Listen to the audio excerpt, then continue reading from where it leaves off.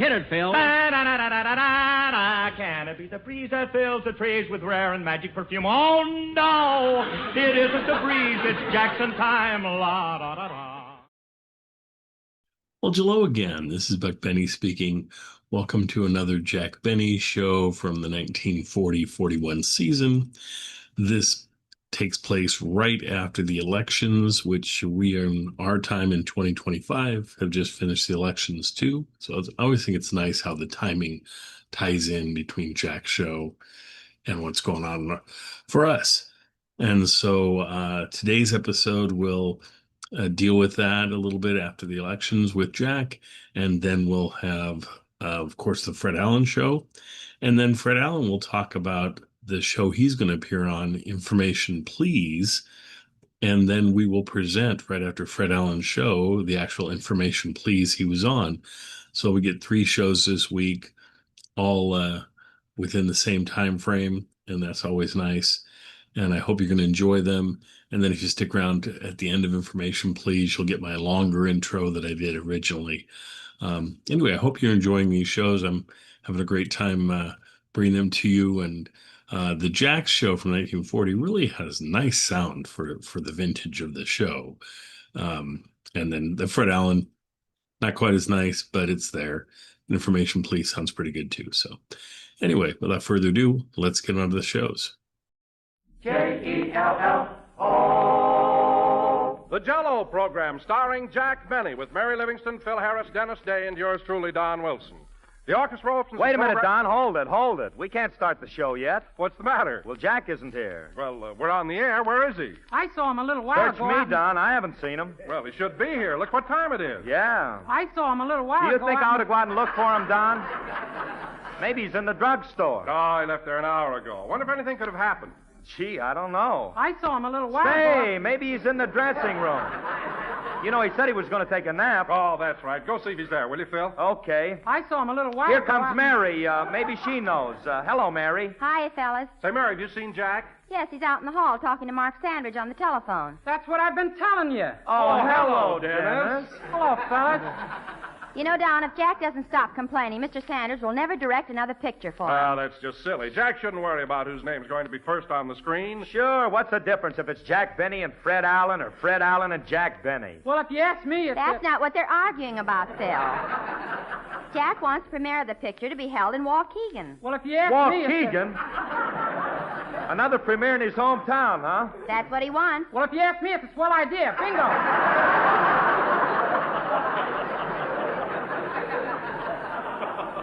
Hey, Dennis, stop hogging the conversation, will you, kid? I'm sorry. Well, that's okay. Say, Mary, how's Jackson making out? I don't know. I better go out in the hall and bring him in here. Yeah, tell him we're on the air. Okay. Yes, but... Sure, but... Certainly, but... Absolutely, but... But Benny talks again. Mary, get out of here, will you? We're waiting for you. Hurry up. Be there in a minute. Now, look, Mr. Sandridge. I don't care what Allen says. I want the premiere of Love Thy Neighbor held in Waukegan, Illinois. Yes, but... Now, wait a minute. Who's the star of that picture? Fred Allen or... Let me finish, will you? Well, look at it this way, Mr. Sandridge. You've already had a sneak preview, haven't you? Then let me ask you something. Who gets the biggest laughs in the picture? Leave him out of it. I'm talking about Allen and me.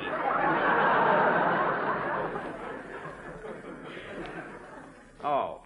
Well, I don't want to use pressure, Mr. Sandridge, but if you don't see things my way, I may get a new director for my next picture. What? Well, now hold on,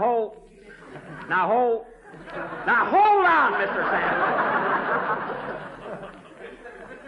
Gee whiz, can't you take a joke? Wipe your forehead, Jack. Give me your handkerchief. Now, look, Mr. Sandridge, I've got a program to do, and I can't argue now. But that premiere is going to be held in Waukegan, or I'll take it up with Mr. LeBaron. Goodbye. Guess that'll hold him for a while. Who's Mr. LeBaron? He's in charge of production at Paramount, and he's a very good friend of mine. Come on. Wait a minute. Hello? What? Get the nickel from him. He called me.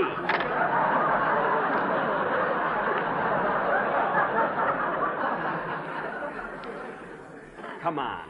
Come on, Mary, let's go. Oh, don't get so upset about everything. I'm not upset. Who's upset? Hello, Mr. Benny. Hello. How's your program today? How do I know? Tune in and find out. My program. We're not even on the air yet. Got a cigar on you, Mary? No, the doctor made me cut him out. All right. A cigarette. You know what I meant. Hello, Don. Sorry I'm late. Go ahead. Start the program. Okay, get ready, Phil. I'm so mixed up, I don't know where I am. I know, but nobody will listen to me. All right, boys. Get going. J-E-L-L-O. The Jell-O program starring Jack Benny with Mary Livingston, Phil Harris, Dennis Day, and yours truly, Don Wilson. The orchestra opens the program with I Just Want to Play With You.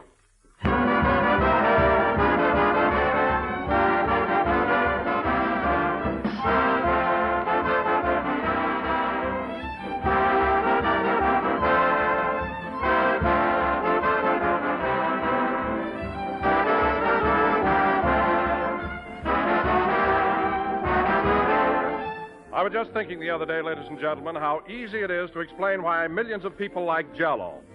They like it simply because it tastes good. That's the whole story. And it tastes good because Jell-O has extra rich flavor.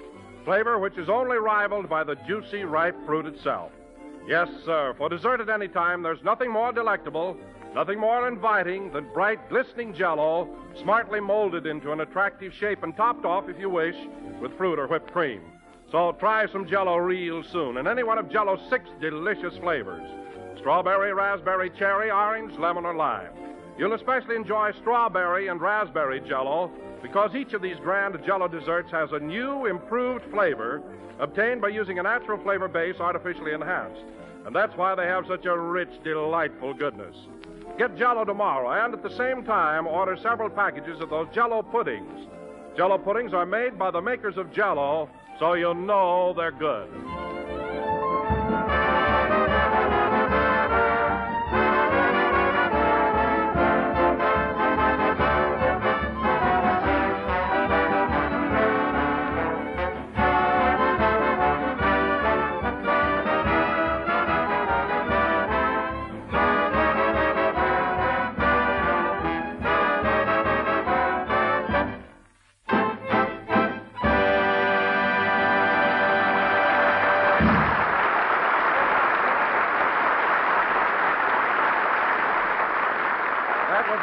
Play With You, played by the orchestra. Ladies and gentlemen, now that the election is over and the ballots have been counted, tonight I take great pleasure in presenting to you the new dog catcher of Beverly Hills, California, Jack Benny.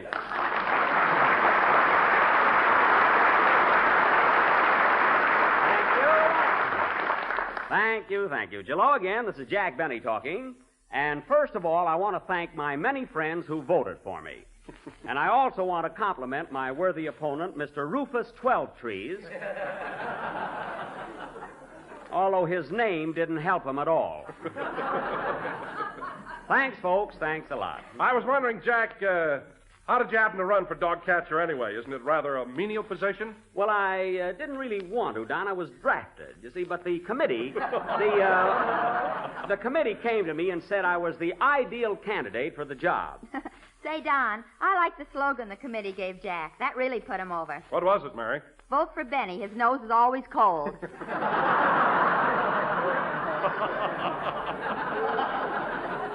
That wasn't it at all. My slogan was, if you love your chow or poodle, vote for Jack, the Yankee Doodle. Of course, I got the Pomeranian vote, too. Well, then you should be very happy about your new office, Jack. Oh, I would be, Don, but right now I'm having a lot of trouble with Paramount again. Also, Mary was telling us. It's about that picture you made with Fred Allen, isn't it? Yes, I told Mark Sandridge on the phone that regardless of what that Texaco termite wanted, the premiere of my picture better be held in Waukegan or I take the matter up with Mr. LeBaron. Imagine Allen wanting to open my picture in his hometown. Fred comes from Massachusetts, doesn't he, Jack? Yes, Don. He was born under the Plymouth Rock. And when the Pilgrims landed, it didn't help his face any.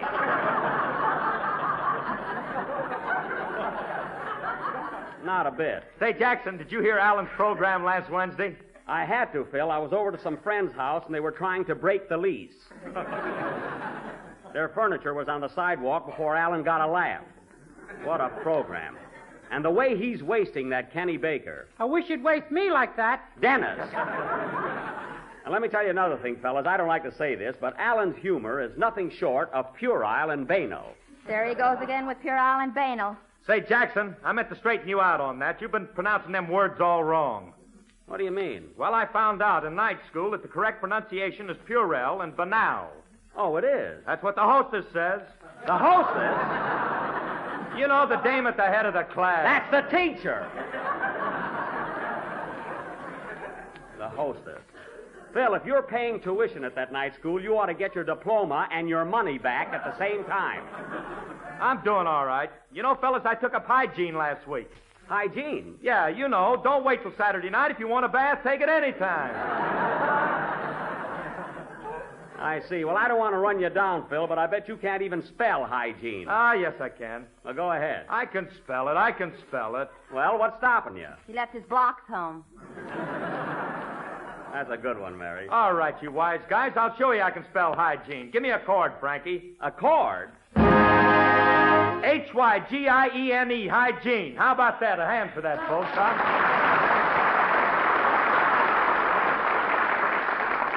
Well, I got to give you credit, Phil. That's a tough word, and you spelled it. No kidding. That was some feat. F-E-E-T, feet.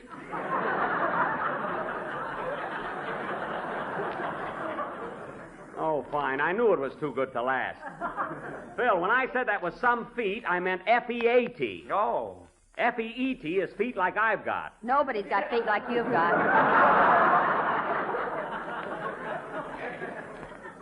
Well, Miss Livingston, that did it. There goes your Christmas present. There goes your Christmas present right out the window. You're doing your Christmas fighting early this year, ain't you, kid? Yes. Keep it up. Keep it up, Mary. Now you won't get anything next year either. I'm off the list till 1960. 61. I'm not forgetting that cute little trick you pulled with your baton this afternoon. Say, Dennis. Merry Christmas, Mr. Benny. Dennis, don't you think it's about time... Answer the phone, Mary. Okay. Dennis, don't you think it's about time... Hello? Yes? Put him on, please. It's for you, Jack. Mr. LeBaron at Paramount. Holy smoke, Mark Sanders must have got in touch with him. You want to talk to him? Certainly, but make off you're my secretary. A little front won't hurt any. Okay. Hello? Yes? Yes? Yes. This is Mr. Benny's secretary. Well, he's frightfully busy right now. He's broadcasting. Mary, don't overdo it. You want me to spell hygiene for him? Get away from there. Very well, Mr. LeBaron. I'll ask him. Give me that phone. Hello, Mr. LeBaron. Yes? Yes, I did tell Mark Sanders that I want the premiere held in Waukegan. I know, Mr. LeBaron. Well, I know you're the production head, but I'm entitled to first consideration. If there's any B.O. in that picture, it's me. I mean box office. Yes. Yes, I understand that. Sure, but... What flavor, please? Quiet. Now, look, Mr. LeBaron, let me review this situation. You better sing, Dennis. It looks like a long winter. Okay. Now, Mr. LeBaron, Alan wants the premiere in his hometown, and I want it in mine. Now, the way I look at it, I've been under contract to Paramount for over 5 years. And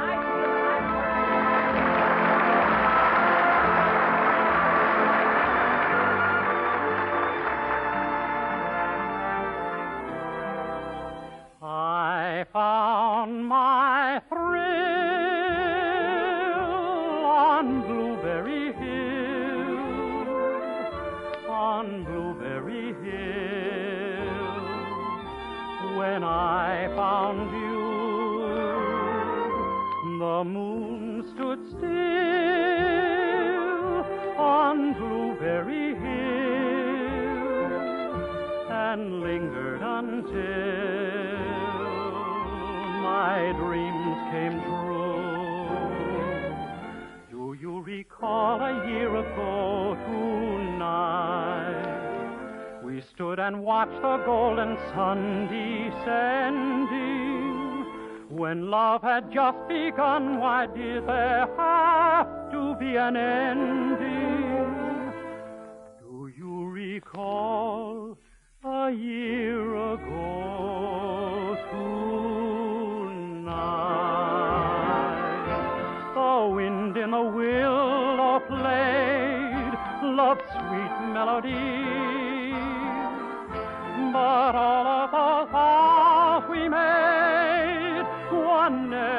to be, though we're apart, you're part of me still, for you were my thrill. On Blueberry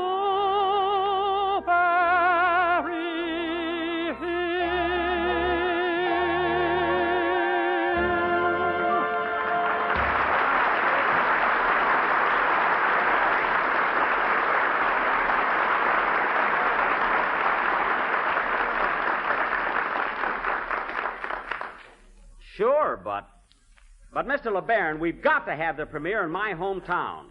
I've already told Bidey Talcott. Who is he? Only the mayor of Waukegan. Where have you been? Take it easy, Jack. Well, now, look, Mr. LeBaron, we're not getting anywhere, so I'll take the matter up with Mr. Freeman. Goodbye. More trouble over nothing at all. Say, Jack, who's Mr. Freeman? Frank Freeman, he's the big shot at Paramount, and he's a very fine Southern gentleman. Oh, he comes from the South, huh? Yes, his home is in Georgia. Why don't you let me talk to him, Jackson? We speak the same language. Phil, Mr. Freeman is a Southerner, not a hillbilly. So I'll do the talking. Oh, I suppose I'm a hillbilly. Well, Phil, all I know is when you came to work for me 5 years ago, I brought you in a shoe store to buy you a pair of shoes, and it took 3 men to hold you down. Remember? I go in alone now.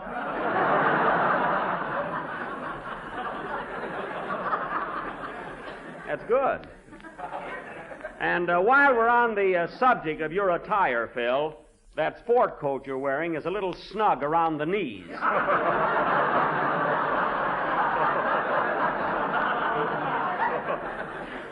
You see, folks, I'm not kidding about that.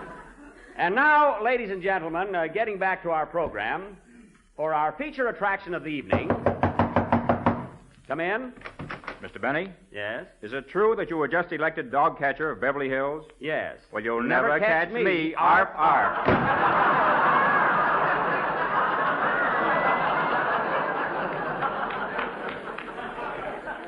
There's a Mexican hairless if I ever saw one.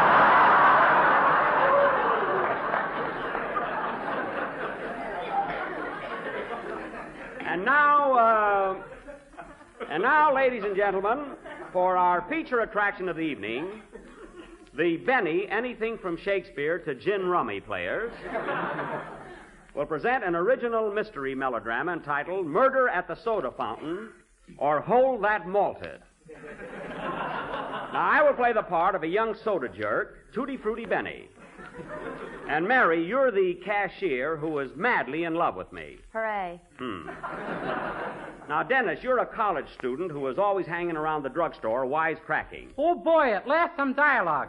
No, Dennis, no. You see, as our play opens, you enter the drugstore, a shot is heard, and you fall to the floor. Dead. Well, can't I wisecrack on the way down? No. Now, Don, you're going to be a box of Jell-O, so you'll have to crawl up on the shelf. What flavor am I? What's the difference? You're delicious. Now, Phil... But, Jack, I ought to be some flavor. All right, Don, pinch your cheeks and make off like strawberry. Now, Phil, in view of your knowledge of hygiene, you're going to be the dishwasher. So put on your apron. Why can't I be a soda jerk? Read that right!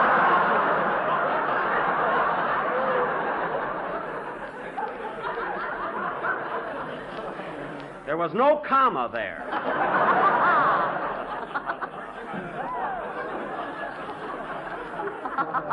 Burns me up. Now, Phil, you're going to be a dishwasher and like it. Anyway, folks, this play will go on immediately after... Oh, darn it. Answer it, Mary. Okay. This will go on immediately. Hello? Yes? Put him on. It's Mr. Frank Freeman, Jack. Oh, well, tell him you're my secretary. You know, like before. Okay. Hello? Hello, Mr. Freeman. Hi, y'all. Mary. Well, Mr. Benny's awful busy right now. Can I take the message, honey lamb? Mary, give me that phone. Fine way to talk to the head of the Paramount. Hello, Mr. Freeman. This is Jack Benny. Yes? Yes? Sure enough? Sure enough? Well, now, Mr. Freeman, I'll leave it to you. Where do you think the premiere of Love Thy Neighbor should be held? Greenville, Georgia? Who ever heard of that burg? Oh, that's your hometown. Oh, sure. Sure, Greenville. Yes, I remember. I used to play there in vaudeville. Yes, sir, Greenville. Boy, are you an apple polisher. Well, look, Mr. Polisher. Mr. Freeman. Darn you, Mary. Look, this whole thing is getting so complicated. Suppose I come to the studio and we'll talk it over. Yes, I can be there in a few minutes. Jack, we got a play to do. Who cares? I'll be right over, Mr. Freeman. Goodbye. Come on, Mary. I want you to go along with me to Paramount. Rochester got the car outside. But, Jack, what about the murder mystery? We can do that next week. But you announced it already. All right. Dennis walks in the drugstore. Bang, bang. He falls to the floor. Mary screams. Ah! Who did it? Was it me? No. Was it Mary? No. Was it Don? No. Phil gets hysterical. I did it. Police come. Yeah! There's your play. Come on, Mary. Let's go.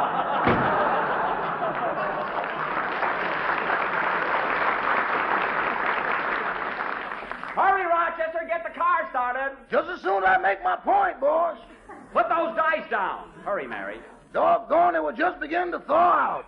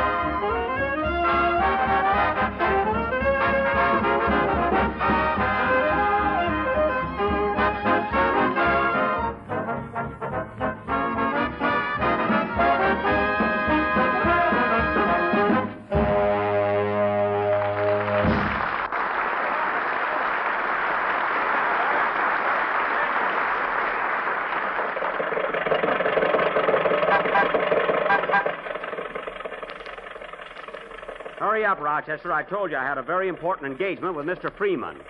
Now step on it. I'm giving it so much gas now, the corporator's thinking of buying a home in the valley.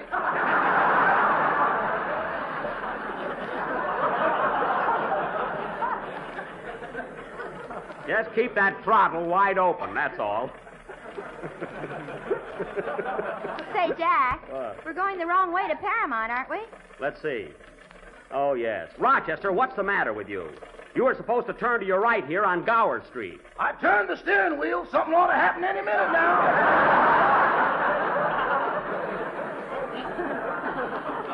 What? Well, we made it. On two wheels yet. Rochester, you took that corner much too sharp. Boss, we got to take them any way we can get them. Well, you threw me all over the back seat. Are you all right, Mary? Yeah.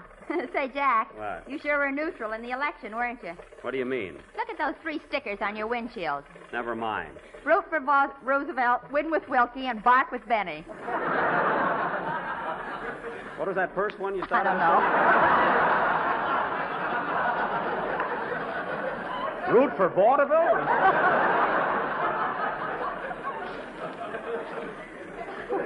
Rochester, the election is over, so you can scrape those stickers off the glass.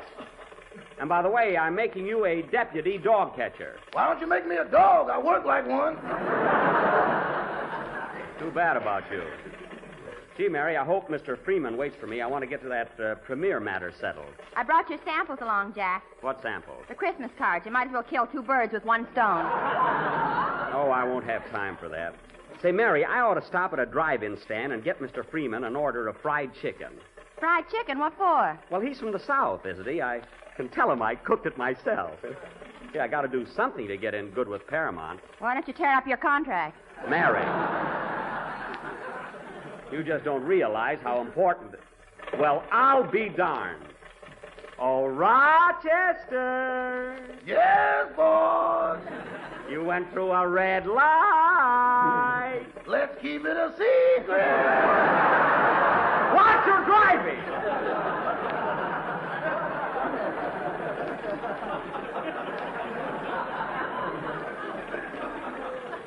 Want me to get a ticket? You won't get a ticket, boss. You're a dog catcher. You can go through a red light. Not unless I'm after a dog. And that reminds me, now that I'm a public official, I better get a siren in my car. Oh, what? A siren. There's one waiting on the corner. I don't mean that kind.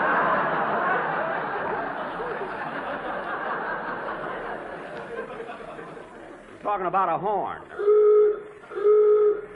Someone wants to pass us. Pull over, Rochester. Okay. It's a sightseeing bus, Jack. Oh, yes. On your left, ladies and gentlemen, is the RKO studio. And oh, look, on your right is Jack Benny's Maxwell. Well, Would you mind sticking your head out, Jack? no. Get out of the way, Mary. Howdy, folks. Thank you, thank you. Say, you know, Mary, that was kind of a thrill. People from all over the country on that bus. Too bad you didn't pass out some autographed pictures. Yeah, darn it, I should have had them with me. See, I feel awful about that. Here's a gun. Blow your brains out. Now, Mary, remember what I told you a few minutes ago. You keep making those cracks, and that Christmas present will really be off. And if you remember, Miss Livingston, I hand out some pretty nice gifts. Uh-huh. Well, I do. Uh-huh. What are you a-hahing about, Rochester? Last Christmas, I gave you a beautiful leather wallet to keep your money in. Yeah, I wish you'd give me another one just like it. What do you want 2 wallets for? I can put heels on them and use them for shoes.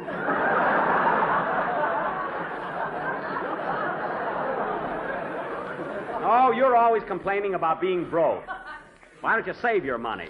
Why don't you put it in real estate like I do? I haven't got a shovel. Now, cut that out!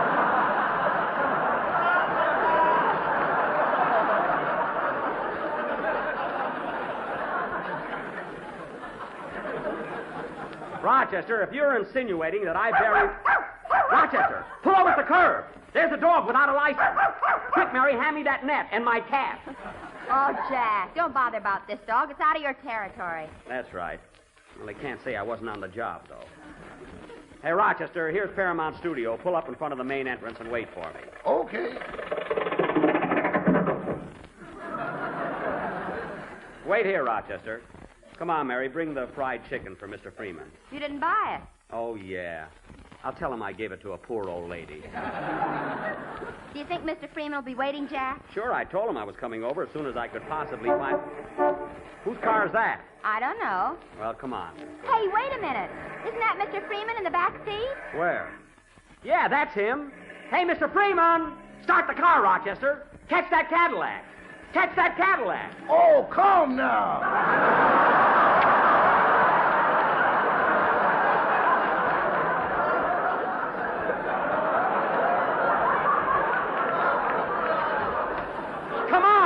Come on, try. Step on. Oh, Mr. Freeman! Mr. Freeman, honk the horn, Rochester. Oh, Mr. Freeman! He must have heard you, Jack. His car's stopping. Oh, yes. Now, if we can stop, we're all set. Rochester, the brakes!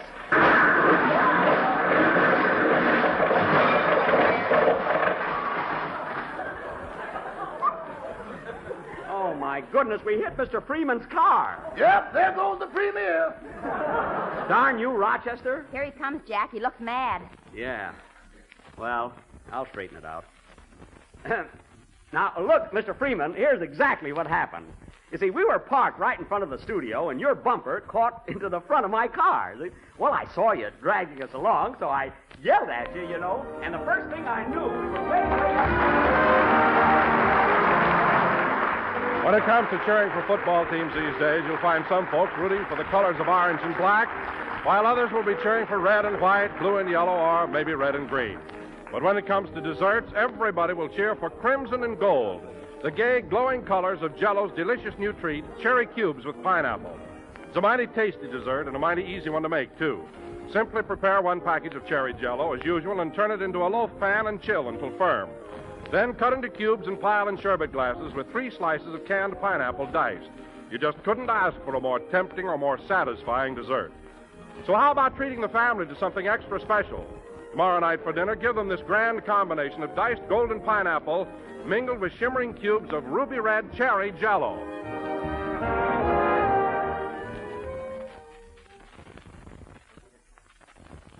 Good night, folks.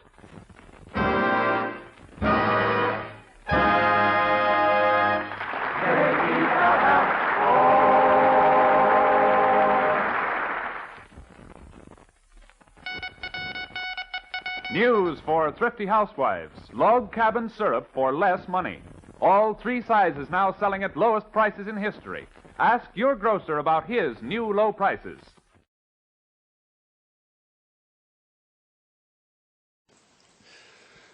Hello again. This is Buck Benny speaking. We have a fantabulous episode of Fred Allen for you. Just a really... I haven't laughed so hard I cried in a long time, but I did during this episode, so I hope it gets you as well. I'm not going to give anything away. I had an email from someone saying, sometimes I give too much away, so I don't want to give too much away. I'll just tell you that the bit that got me was the one where it's between Kenny Baker and Portland and Fred, and you'll see when you get there, but it's fun stuff. This episode also has the hillbilly sort of justice that they do for a skit, and so it'll have Fred Allen be the judge. So I thought I would use my Texaco picture that I have of Fred Allen in his judge outfit. So if you come to the website, take a look. This podcast will have full-color Fred Allen being a judge, which is kind of fun. And we have about 10 of these color ads that I found from Life magazine from 1941, not 1940. So they'll refer to the war and things as going on, which, of course, in our timeline in 1940 isn't happening yet. But they are from Texaco, and so they're just a lot of fun to have. So I'll put them up this year, of course, and then use them again next year for the 1941 season when we truly are at war. So, the end of 41, I guess. We are at war. Anyway, what else? So, some great bits tonight between Jack Benny's not on the show, but Jack last night did a bunch of insulting of Fred Allen for Fred wanting to have the premiere of Love Thy Neighbor in his hometown. And here we have Fred Allen making a lot of fun of Jack and Waukegan, because, of course, that's Jack's hometown where he wants the premiere of Love Thy Neighbor. So kind of some fun back and forth between the two shows here the last few weeks. And that's why one of the reasons I love playing both the Fred Allen and the Jack Benny shows from the exact same time frame, so that you can see the banter back and forth and how that played originally. So if you haven't listened to Jack's, make sure you listen to Jack's. It was a great episode yesterday. Also on this show tonight, they will discuss Fred going on to Information Please.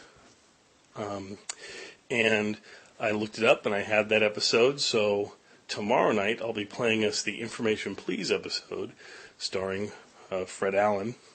And Information Please was kind of a talk show, game show, intellectual show where folks wrote in questions and tried to stump the panel, and Fred Allen is the guest on the panel, and so we get to see Fred in a little different light, to see more who he really is, and that he's a very intelligent person and still very funny and has a lot of knowledge about vaudeville and that sort of thing. So a fun insight into Fred.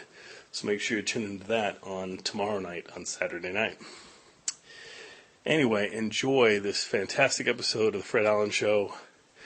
Next week, tune into Fred Allen when he will have the story of the eagle that comes back to visit him. And I'll get all into the eagle story next week. It's a fun story in old-time radio history and is bigger than just a Fred Allen show. It's one of those pieces of history that affected everything. So make sure you tune in next Friday for that great episode. And have some tissues available for tonight, just in case you start crying like I did when the show gets so funny. Anyway, take care. Enjoy. Bye-bye. What he does, I don't know. Who he is, well, that slipped my mind, too. Anyway, here he is. Who's this in person? Well, thank you, and good evening, ladies and gentlemen. Thank you. A rather peculiar reception. Started around on an angle in back of Kenny and showed up in the front. Well, the acoustics are bent in here, apparently. Thank you, and good evening, ladies and gentlemen. Say, Jimmy, before we start, what is the big idea? Oh, is something wrong, sir? Sir? Well, what sort of an introduction is that? Who he is, it slipped my mind. What he is, here he is. It's who's this in person. Well, you know who I am, don't you? Oh, why, yes, well, you know who you are. Well, sir, I know who I am, Sure. but you apparently don't. So what's wrong with you? Well, I'll be all right in just a minute, Doctor. You know, this amnesia is killing me. Doctor, amnesia, a fine thing, an announcer with amnesia. Say, Mr. Allen. Oh, hello, Kenny. Hello, Jimmy. Hello, son. Huh? Son. Say, what's the matter with Jimmy, Mr. Allen? His eyes are glassy looking. Mr. Wallington has amnesia, Kenny. You mean that stuff with citrate in it? Citrate of amnesia? No, Kenny. This is, what he has is known to your druggist as alkyl sulfotylphate.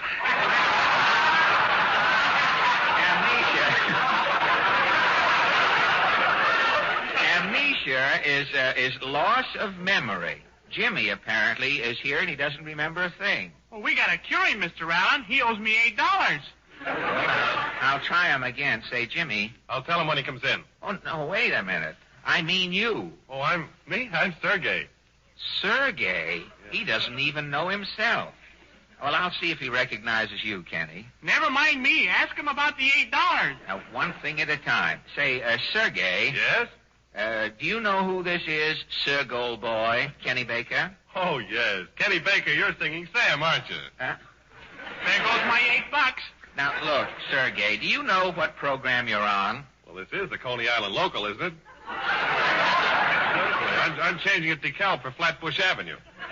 He thinks he's going someplace. This program isn't going anyplace, is it, Mr. Allen? Not with an announcer who has amnesia, Kenny. Now, look, Sergei. Yes, please? Yes, please. Now he's talking like Dennis Day. Sergei, the thing, is the country ready for another Dennis Day, do you think?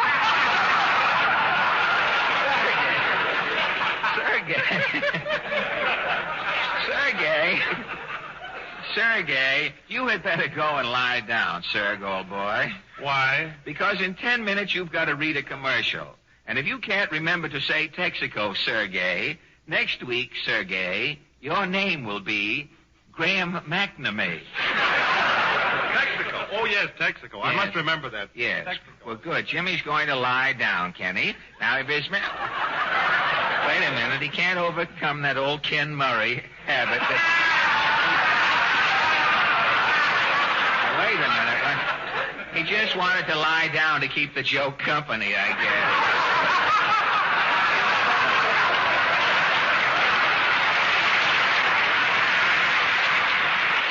A lot of times jokes get lonesome lying around alone, you know, those little jokes, the bon mots.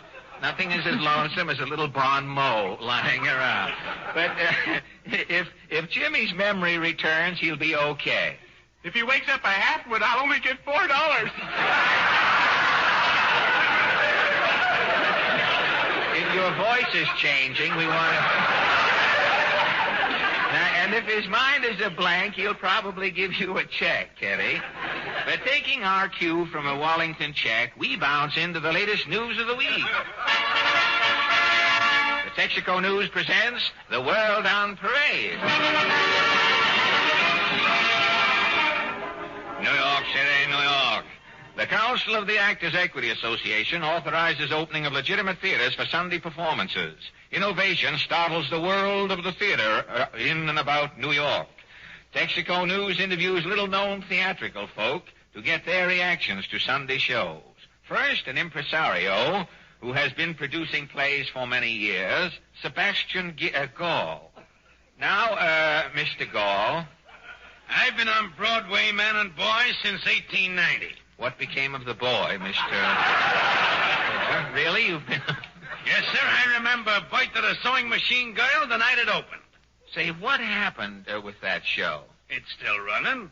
Today they call it the Garment Center. Oh, my. Yes, sir. I remember the New York Philharmonic when it was only one guy with a mandolin. You don't say. Yes, sir. I can remember the theater when it was nothing but a guy wearing Inverness down on 14th Street.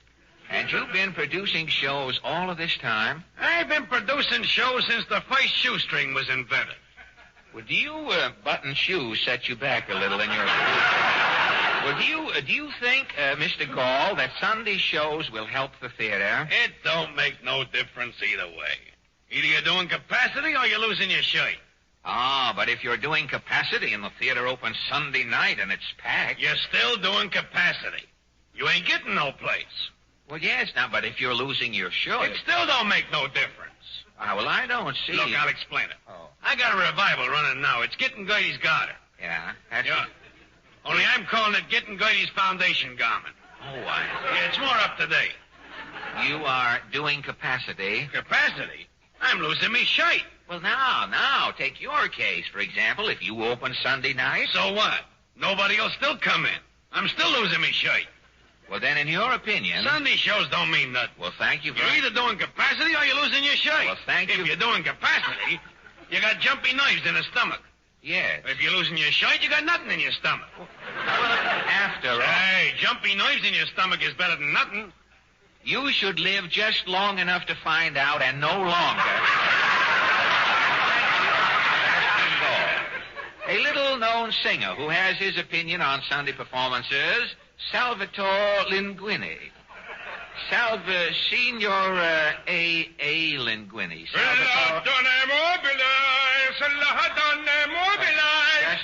Just a second, Signor. What's the matter for you? You don't like the key? Well, no, it isn't. I can sing him in any key. Which key you like? E flat, maybe? No, don't bother. Grazie. Gesundheit. Now, what about these Sunday shows? I, Salvatore Linguini, am imported to sing for the opera. Oh, for the season? Shush. Monday night, I'm sing Boris Good Enough. Well, that's good. It's good enough for Boris. It's good enough for me. Tuesday, I'm singing Faust. I'm singing like the devil. Well, I'm sure you will. Wednesday, I'm singing from a Figaro. Just a minute, Signor. I don't care a Figaro about your Figaro or the other nights in the week. What about Sunday night? Sunday night, I'm no sing. Well, if the theater's open, the opera will surely open. Salvatore Linguini still no sing. Why not? International exchange. What is par for those two words? What has international exchange got to do with your singing Sunday night? When I'm sign a contract in the old country, I'm get the 2,000 lira. 2,000 lira. That would be around $100 a week. That's before international exchange. And today? I'm a sing all the week in the opera. I'm a catch you 27 cents. Ah, but that's net, you forgot to say. Your salary is 27 cents a week. Well, how do you live? Sunday, I'm a seller of chestnuts on the street. And that's why you won't sing Sunday night. Sure, so how am I going to live? Sunday nights, I'm got to sell the chestnuts. Yes, but if the opera issues an ultimatum... Which do you think will win, the opera or the nuts? None. Nuts to you. I'm asking you a civil question. The feeling is mutual, which used to be a burlesque circuit, and thank you, Mr. Salvatore Linguini. A prominent actress We must get another author to write little lines to get the people away from the microphone after the big lines don't get anything. A prominent actress who is concerned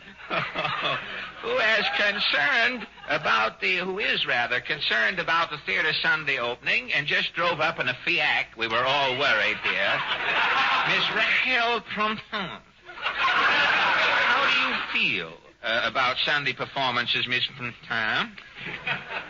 I have been in the theater 30 years and never worked a Sunday. What company were you with? Do you recall the 7 Sutherland sisters? Yes. I was the 3rd sister from the end. Which end? It depended. Oh, I see. Oh, those happy days. I was the toast of New York. Really? Men begged to drink wine from my slippers. Why? I wore a 9.5 slipper. It held 2 jiggers more than Bernhardt's. Lucky you. Oh, those gay old days at the casino. Jay Gould and Diamond Jim snatching off my slippers, rushing off to Delmonico's to bid. I'd follow along later in my stocking feet. Oh, happy time. Oh, yes, roistering until the crack of dawn. Then home in a tally-ho, bouncing upstairs in my soggy pumps. Oh, Tantivy aloft. Well, didn't the champagne in your slippers bother your feet? At one time, my bunions were 90 proof. Your chiropodist took the cure later, I imagine. Very interesting. But what about Sunday performances, Rachel? Oh, I don't worry about them. Why not? Well, these days, if I open in a show on Monday night... It closes the next day? No, generally the same night. Oh, I see. You are a victim of short runs. Yes, darn these cheap stockings. Yes? We were stuck for a line there. We didn't know how to get around. You can see right there. You can see right there it has nothing to do with Sunday night or running the stocking, but you're both on your last legs, madam, and thank you, Mr. Printer. A man about Broadway and sundry alleys who is up in arms about the Sunday proposition is Derwent Fonseca. You are for the Sunday performances, Derwent? Not me. Just means another day of work for me. Well, I know. Means getting up, naturally, getting dressed, getting down at the theater, getting ready before the show, getting away when the show's over, getting back in that subway jam, I know. getting to bed late. Well, gee. Slaving 6 days a week, brother. I'm entitled to Sunday off. What show are you with? I ain't with any show. Well, I thought you were... I ain't no actor. Didn't you say you had to get down to the theater? Yeah, I'm a picket. Oh!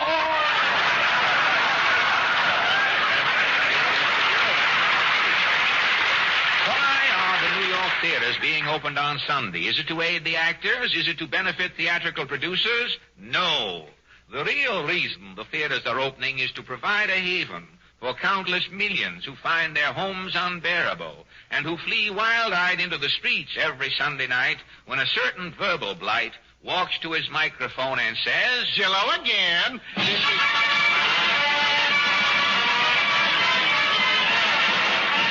Thank you. It was very charitable of you to applaud, ladies and gentlemen. It was a weekie, but we did the best we can. And now, Kenny Baker has received a request, and the handwriting looks suspiciously like Kenny's. While we're checking with our graphologist, Kenny sings Blueberry Hill.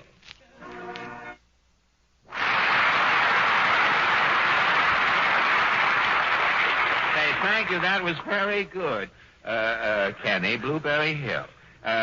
Larry, what's that boy's name? Larry Elliott. Is that little fellow's name here? Larry? Yes, sir. Oh, there you are. I thought something was in my eye. It's your mustache there. Well, Larry, I want to tell you something here. I have a little tip for you. I hope you won't resent it. Not at all. I recently finished reading a book on advertising technique. And in there, I'm just giving you this free, gratis, and for nothing. In there, it says there are 7 cardinal rules that must be followed in all advertising. 7 rules? Well, what are they, Fred? Well, they're rules that you are not using, Larry. Rule number 1, put a picture of a pretty girl in your ad. And the other 6 rules? Put in 6 more pretty girls. Now, you haven't been doing that, Larry, old chap. Oh, but Fred, this isn't television. Oh, I can't put a picture into a commercial. Well, you certainly can put across a mental picture. Now, look, suppose I'm an average listener sitting home, if home, listening to the radio. Now try to give me a thought picture that will call attention to your ad. All right, Fred. Now, think of a pretty girl. All right? I'm thinking of one. Now, no, wait a minute. I didn't like the hat that dame had on. Wait a minute. I'll think up another one. It's no trouble with a mind like mine. Now I'm all set. Uh-huh. What's the girl doing, Fred? Let me look. Why, she's sitting in a roadster, and there's a handsome young fellow at the wheel. And yes, the girl is wearing a chrysanthemum. What does that mean, Larry? Chrysanthemum? Chrysanthemum. Why, it's the day of the big game, Fred. And the young fellow is pointing his roadster on the bright autumn highway that leads to the stadium. Well, say, he's trying to put his best foot forward, isn't he? Yes, Fred, and my advice to him is this. Let your car put its best foot forward, too. You ought to have this furniture moved back. People can't see Al bowing. Just his neck hangs down. It looks very bad. You ought to see him all. Move these out. You want to take a bow, Al? Move that stuff out.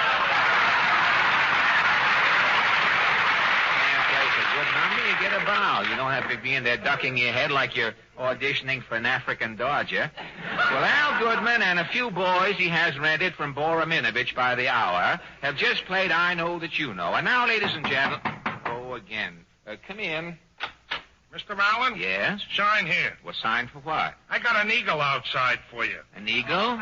Yeah, his name is Mr. Ramshaw. Well, I'm afraid you're a week early, son. We're interviewing the eagle next Wednesday. You mean I should take the eagle away and bring him back next week? If you will. Shucks. Are you disappointed? Yeah, now I gotta wait 7 days to give you the bird. So long. I ought to report that, Nipper. Some of those messenger boys are getting pretty particular. I got a singing telegram yesterday. The messenger boy asked me to put out my cigar before he sang. He said the smoke bothered his throat. Well, that's the old machine. Oh, hello, Portland. Hello.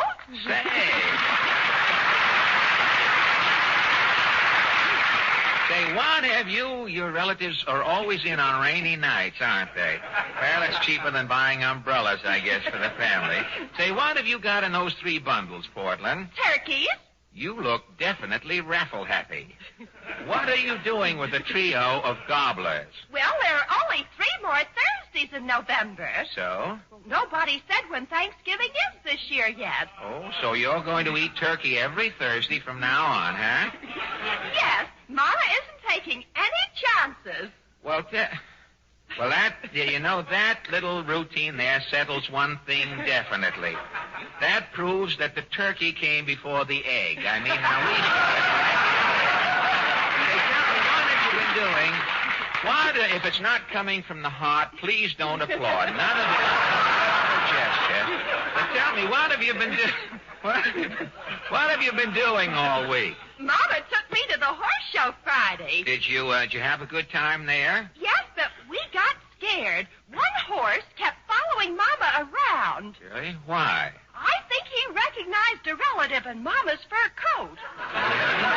Well, what is your mother's fur coat? Unborn Shetland? It's supposed to be Jumbo Chinchilla. Oh, Jumbo Chinchilla. Oh, boy. But some man said he remembered Mama's coat from Pimlico. Probably from an old parley down there, I guess. But enough of this equine falderall. What about our guest? Have you ever walked up Broadway at night and seen all those spectacular electric signs? I know if T didn't agree with you, I'd have taken it out of at there and made it A for you. I put my T in the script. Coffee will keep you awake, but T, I mean... Well, all right. I have walked up Broadway at night and seen all those spectacular electric signs. Now, well, the man who originated and built most of those signs. Yes? Yeah? So what? Is he our guest tonight?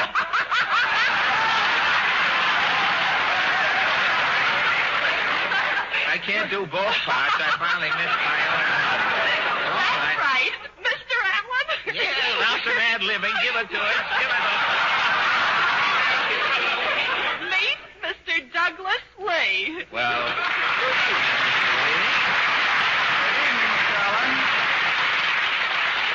You, Mr. Lee, are founder and president of Douglas Lee Incorporated, one of the largest and most successful sign companies in the country. Well, if I say yes, won't it sound boastful, Mr. Allen? Yes, it might, Mr. Lee. But you are the president of your company. Well, yes. And your company is one of the largest in the country? Well, yes. Now, you see, when you break it up, it loses that ego quality. That echo, I fixed that. Well, you seem rather young to be a tycoon, Mr. Lee. Is it just that you're mummified or well-preserved? No, I'm only 30, Mr. Allen. Only 30. Well, how long has your company been in business? A little over 7 years. And in that time, you have erected most of the best-known signs here on Broadway. Well, how did you happen to become a Mazda magnate, Mr. Lee? Well, I used to work for a big sign firm here in New York, but I had some definite ideas of my own about outdoor advertising, and I finally left to form my own company. Well, were your ideas revolutionary? I mean, as signs go? I didn't think so, Mr. Allen. I felt that creating a sign was something like putting on a spectacle. I thought that a sign designer should approach his work as a showman. In other words, a sign creator should be sort of a cross between Ziegfeld and Edison the man. Exactly, yes. Well, of course, the theatrical producer does have one advantage, Mr. Lee. He can take his leading lady out after the show. Now, you can't very well walk into the Stork Club with a thermostat on your arm, can you? But since you have started as an electrical entrepreneur, what are some of the spectacular animated signs you've originated? Well, our new Silex coffee maker sign has real steam rising from the cup. Really? And another has a clown tossing quartz. And I built a penguin that winked 100,000 times every day. Well, it wouldn't do him any good unless another penguin just happened to be going by. But tell me, Mr. Lee, outside of advertising appeal, do your signs attempt any other functions? Well, yes. Quite often they perform a public service. Well, how do you mean? Well, for example, I developed a Coca-Cola sign on Columbus Circle, and that one forecasts tomorrow's weather. Yes? I have other signs that tell the time, the temperature, and so on. Well, I understand that the most entertaining innovation that sign lovers have noted on Broadway recently is the comedy cartoon technique that these new displays employ. Now, is this slapstick animation process your development? Yes, it is. A model of it was brought over from Europe, and we developed and pioneered it in this country. Well, the signs are similar to movie cartoons, just except that they're done in lights. Do you assemble them the same way? In principle, yes, sir. See, first a scenario is worked out, then the drawings are made and photographed. Yes? And then the film's projected on a small screen made up of hundreds of photoelectric cells. Then the images are transmitted to the larger screen on the sign. You want to read that over? No, that's right. You're right. I don't. So while I thought you said sign on the screen. Well, so while the large animated sign is functioning, Mr. Lee, an actual miniature movie is being run off backstage, or back sign, I guess you'd say. That's right. Well, you've never gotten your wires crossed and accidentally projected two pictures at the same time, have you? No, it hasn't happened yet, Mr. Allen. Well, imagine the consternation if the Lone Ranger rode out of that cup of coffee on one of those Wrigley fish, yelling, "Hi-ho, Coca-Cola." Confidentially, what do you feel is your outstanding contribution to Broadway signdom, Mr. Lee? Well, I would say it's the new display that I've just put up at Broadway and 46 for Wilson Whiskey. Well, how large is that sign? Well, it takes up 4,000 square feet. It also contains 10,000 light bulbs and over 1 million feet of wiring.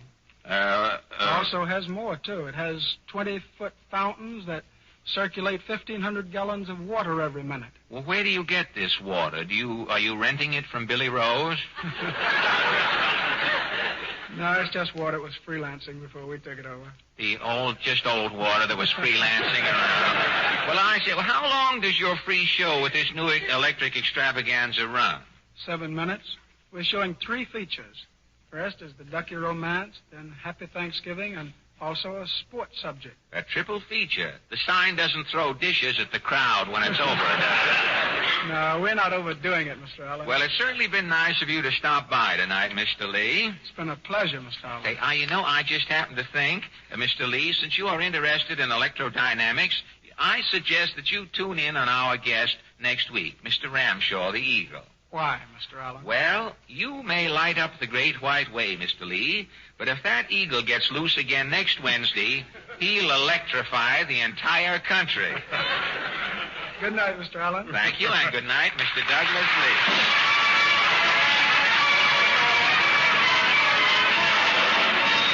Now, ladies and gentlemen, from the current Broadway hit Louisiana Purchase, we borrow the Martins for their version of Huckleberry Duck.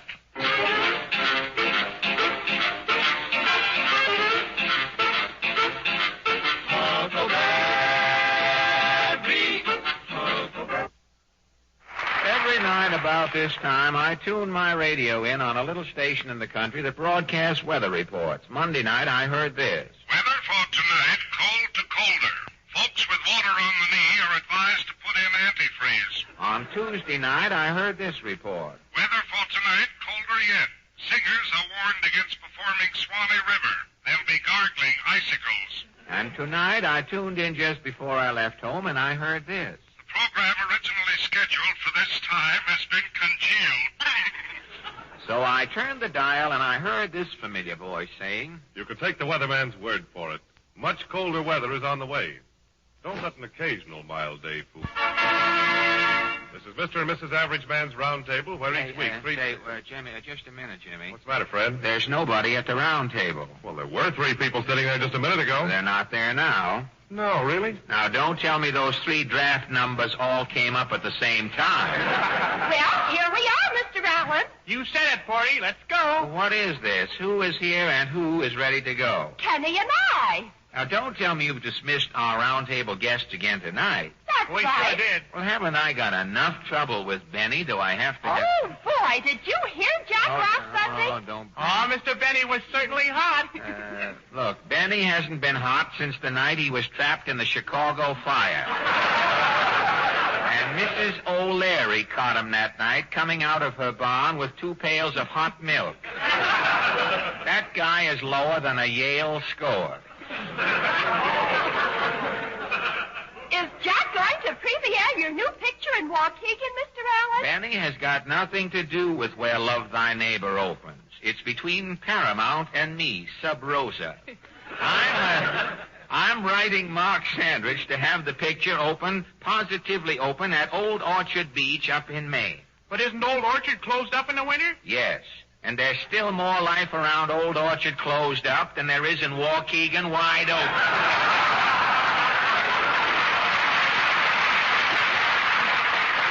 Well, Jack talked to all the Paramount heads last Sunday. Yes, so what? He talked to Mary Martin all the time we were making the picture. That didn't do him any good either. Benny with his premiere. If he was a swallow, he'd want a premiere at Capistrano. Does Mr. Benny really know Mr. Freeman, that man from the South? He must. Jack stopped Mr. Freeman's car and spoke to him. Now, look, Mr. Freeman is the head of Paramount. He's from the South, and he doesn't use an automobile. He drives around the Paramount lot in a buckboard, pulled by 2 extras made up as Mason and Dixon. Mr. Freeman calls the Paramount lot the plantation. Do the actors pick cotton at Paramount when they're not working? But no, Kenny. The producers pick the cotton. They pick it out of little bottles to get at the aspirin. But let's drop the whole thing.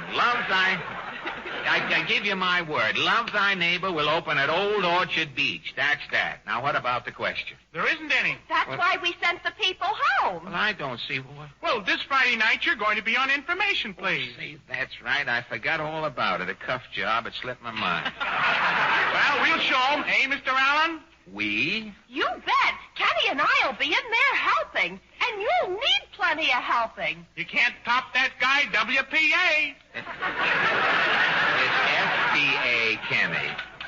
But they're pretty smart on information, Oh, please. I don't... Kenny and I want to help you out. You bet. We're going down with the ship. Where's the quiz book, Kenny? Here it is. You take it, Mr. Allen. Quiz book? What do I want this for? For Well, what? you can ask us some questions and get a little practice. Oh, you want me to make like Fetterman? Yes. You can ask us any question. Now, are you sure that you 2 didn't look up the answers in the back of this book? Why, that would be cheating. Yes. Wasn't it? Well, all right. A little workout, a little preview won't hurt me. Wait till I find a question here. I'll look this. All right. Mr. Goodman, will you come over here now? I'm ready, Porty. What has our maestro, Mr. Goodman, got to do with this? He's our musical expert. And Al is better than Oscar Levant. What has Levant got that I haven't got? A smattering of ignorance? With Levant, it's a book. With me, it's misfortune. And... On that false note, we sit down for our little improvised information, please. Seated before me at the experts' table is Mr. Al Goodman, music critic of the Daily Racing Form. Portland, constant reader of the popular column, My Day. And Mr. Kenneth Baker, a contemporary of Dennis Day.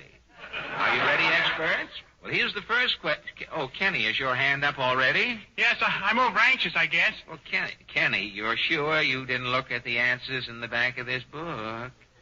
Is that the first question? No. The first question is, who fiddled while Rome burned? All right, Kenny. A fur-bearing animal whose domicile is a dam, the building of which is facilitated by his flat tail. That is elaborate, ill-timed, and incorrect. Portland? I had the same answer as Kenny. Something's wrong, Porty, well, because Quiet, please. Mr. Goodman? What was this question again? Who fiddled while Rome burned? What local did he belong to? What difference does it make? If it was Rome, New York, I know the delegate. I can fix it for him. Oh, no. Forget the whole thing. That question's been used. I'll get a fresh question here. Here's one. Who appeared when Aladdin rubbed his lamp? All right, Kenny. A fur-bearing animal whose domicile is a dam, the building of which is facilitated by his flat tail. Kenny, you have got a one-track mind. I'm on the same track. Well, if we hear nothing, it'll be a collision.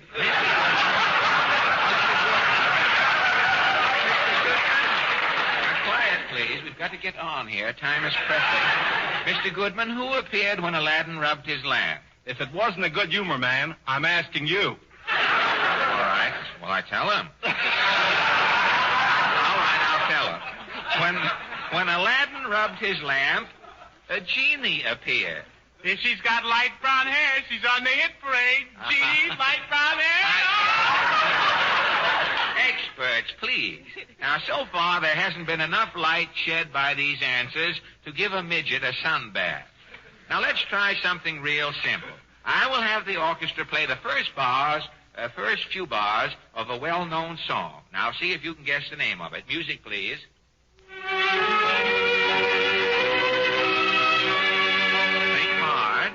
All right, Kenny. Can I have a little more of that? Are you stuck or are you a music lover? Music, please.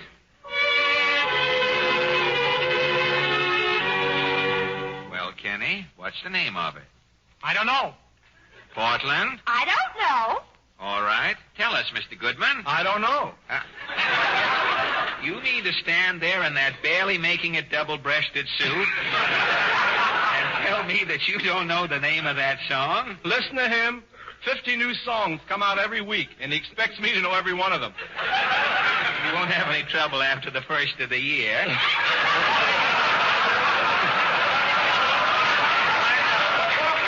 I'm Deems the tailor, maybe. Well, pardon me, Maestro, for fixing it up good. I'll get back to the book here. Now, here's a question on literature. Who said to be or not to be? A fur-bearing animal. No. That again. Well, there must be some question that's an answer to. It is possible, but it just so happens that it isn't this one. Now, who said to be or not to be? Well, I didn't. Portland? I didn't. Suddenly, everybody's looking at me. Why? Say, take a look at yourself and make it unanimous. Here's a question in the book. Here's a question that's been circled in blue pencil. Something tells me that Kenny is going to be able to answer this one. Kenny. I'm ready, Mr. Allen. What, Kenny, is a beaver? A beaver? Yes. You got me, brother. Well, that's that's done it. They were here to finish the first show. Well, that's done it. Something tells me I better get a stand-in for information, please. I'll go over for you, Mr. Allen. Oh, no. Now, you go over to that microphone, Kenneth, and sing something appropriate. How about Nobody Knows the Trouble I've Seen? It fits what I've just gone through to a T.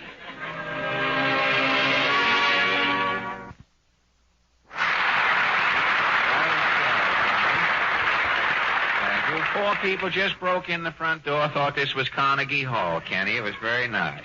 And now we bring you a surprise guest, a gentleman who ranks himself as one of the country's foremost inventors. I mean, that little-known man, Mr. Diogenes Fuddle. Thank you.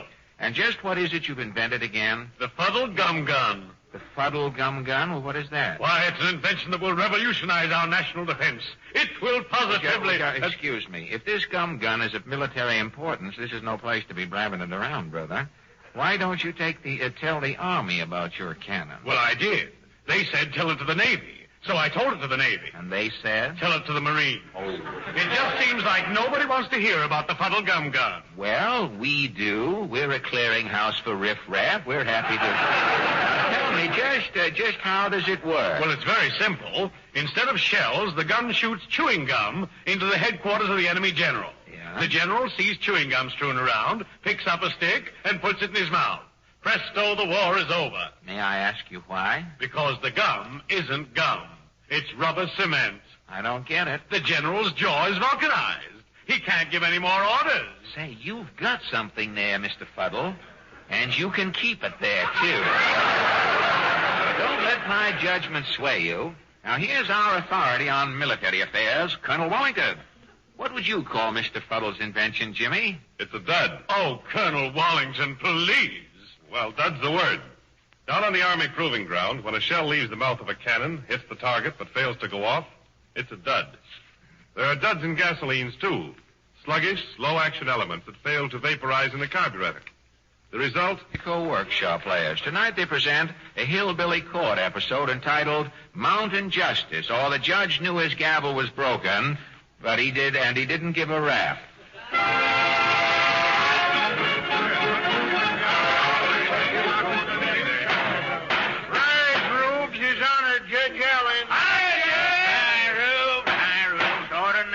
Order in the court. First case. First case on the docket, Rubes of Bullfrog Manor versus Titus Strang. And the charge is?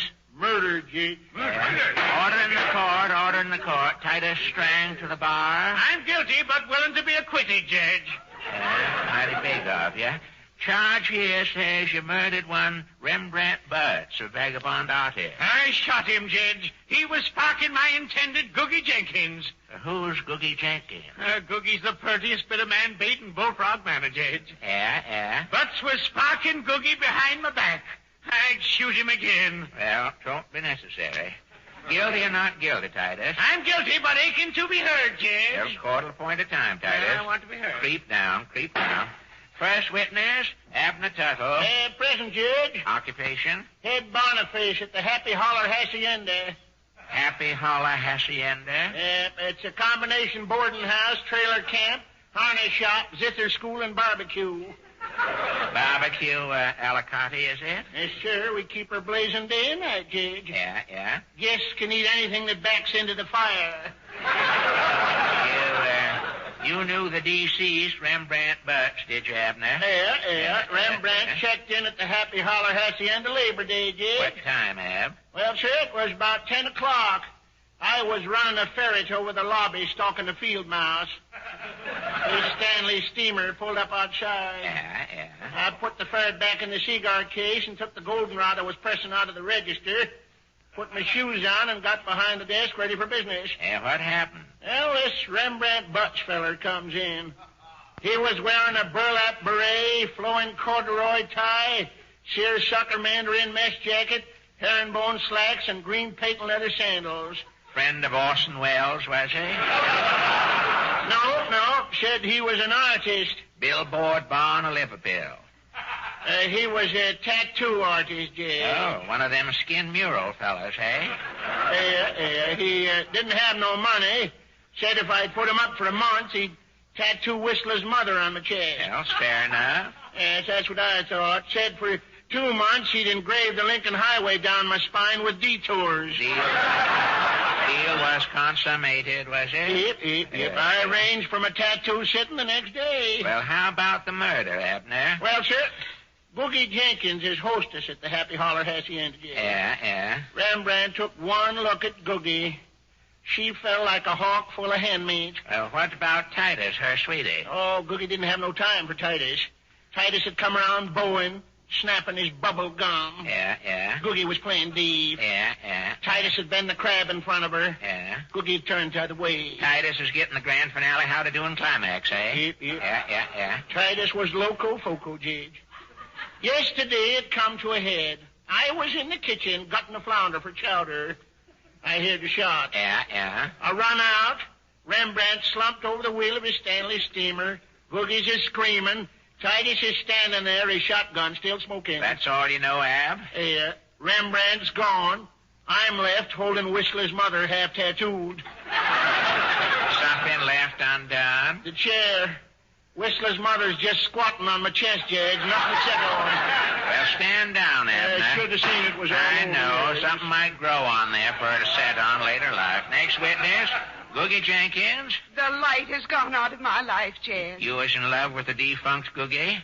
The first time Rembrandt looked at me, Judge, I was a goner. Put the old Cupid hex on you, did he? He was dripping glamour, Judge. Yeah. His eyes looked like 2 grapes in a saucer of skimmed milk. Yeah. When Rembrandt smiled with all them gold teeth, his mouth looked like a brass sunset. Yeah. Sitting across from me at dinner, Rembrandt had opened his mess jacket so's I could see his tattoo in. What was on his chest? Statue of Liberty as usual? No, 'twas Napoleon, Judge. Napoleon?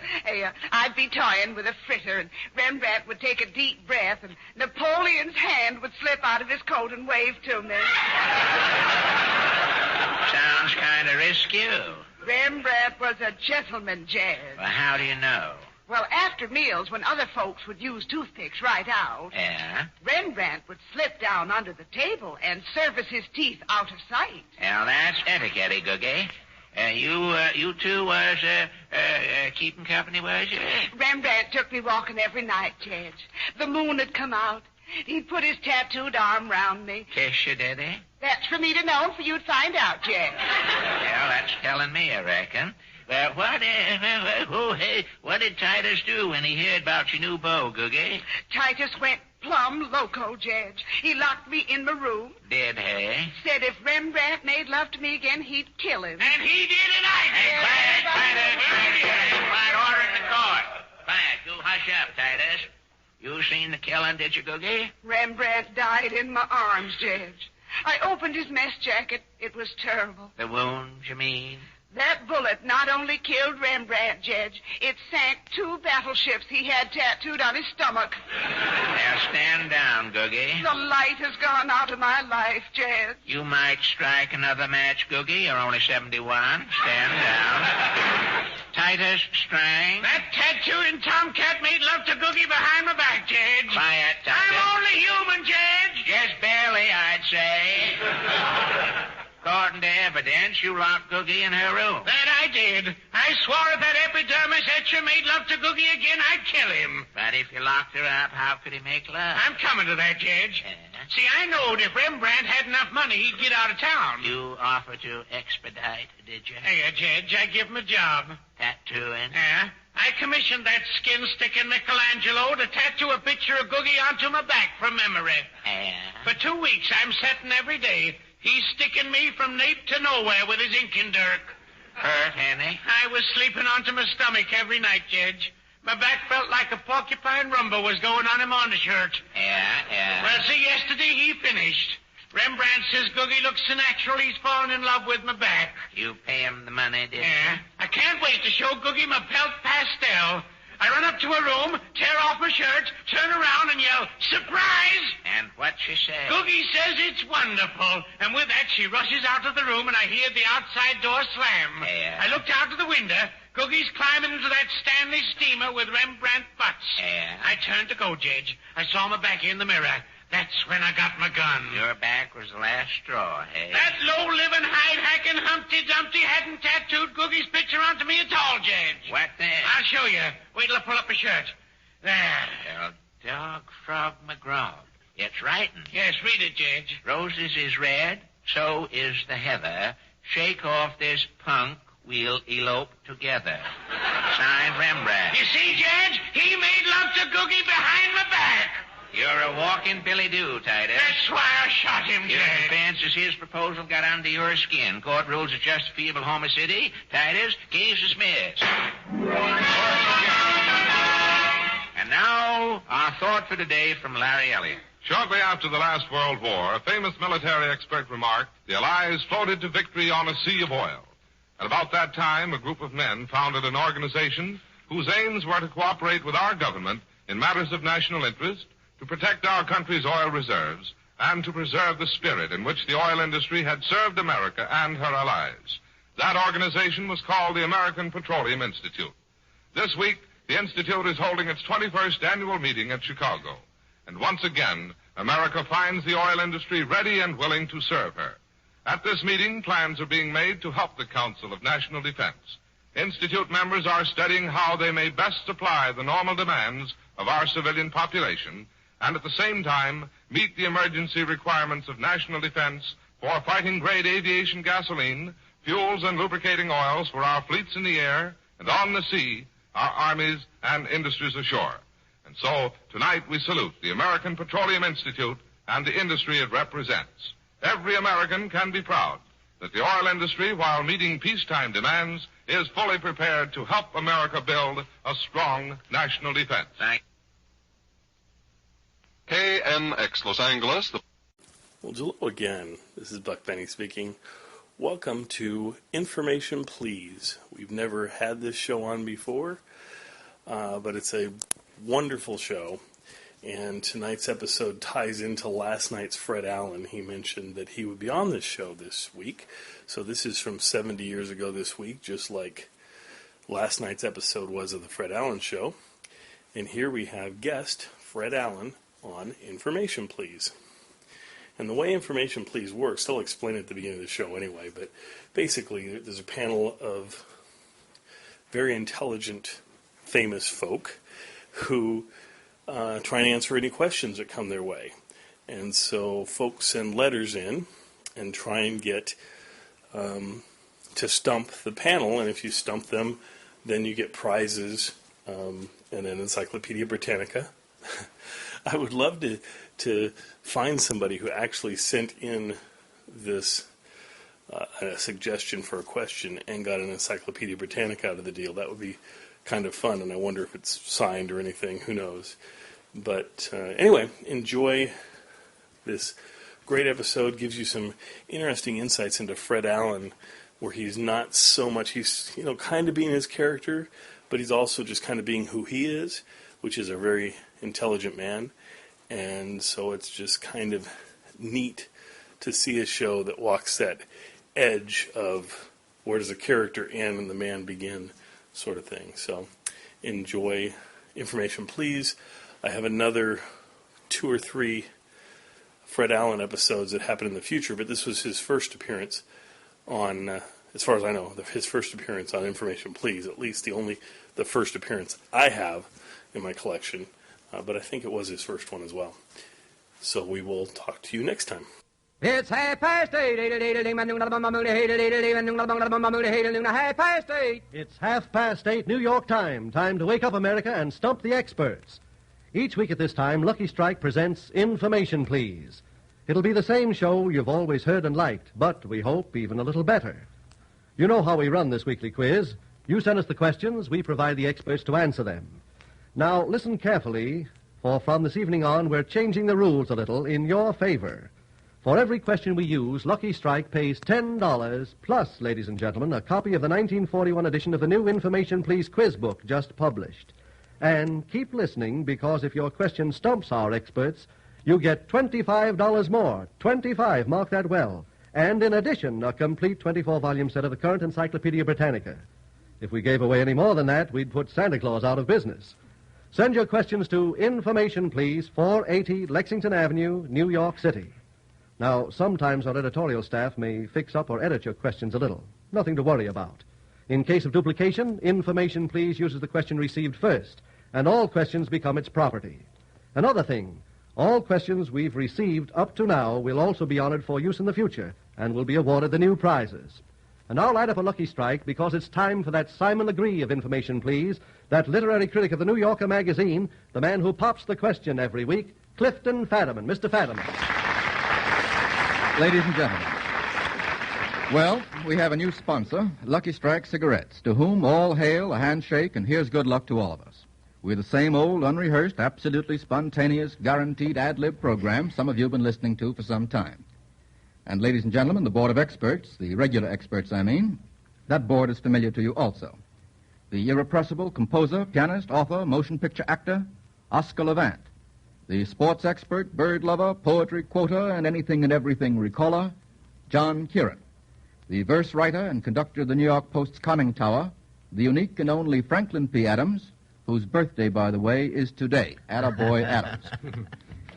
And our guest tonight is a man who is one of the brightest jewels in radio's crown, the inimitable humorist and airwaves philosopher, Fred Allen, working tonight without Portland Hoffa and without Kenny Baker to help him. Without answers, too. Well, you watch.